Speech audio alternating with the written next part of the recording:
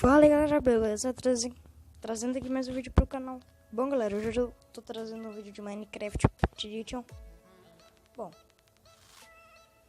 hoje eu vou ensinar vocês como que vocês colocam o ovo, como que vocês colocam o nome em cima dos mobs, como se fosse um player. Vocês vão precisar, se vocês quiserem fazer isso no criativo, vai ter que ser na 0.14.0 ou superior. Bom, vocês vão ter que criar um mundo, lógico. Se vocês tiverem sobrevivência e tiver o ovo e a bigorna e níveis de XP, vocês conseguem também. Vamos lá, eu vou fazer isso no sobrevivência no criativo porque eu não tenho nenhum ovo de mob no sobrevivência.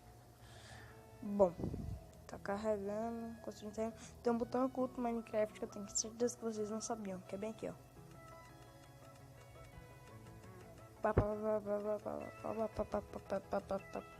Pronto, foi. Vocês vão precisar do ovo do mob, de uma bigorna e de XP. A bateria tá 100%, tem que gravar isso logo.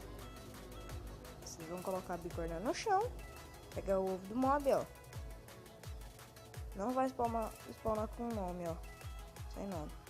Aí vocês colocam, vocês vêm aqui na bigorna, colocam aqui e o nome que vocês quiserem, tipo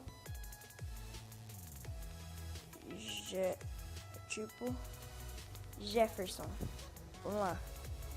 Jefferson. Tá. Pega aqui o ovo.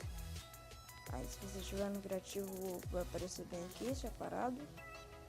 Aí o nome dele é Jefferson. Spawnou. E... Mano. Pera aí.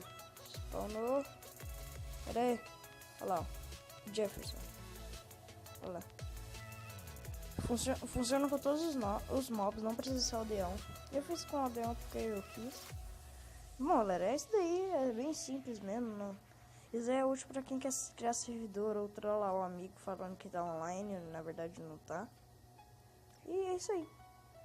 Você colocou o seu nome aí. E é isso aí, galera. Ficando com o vídeo por aqui. E falou!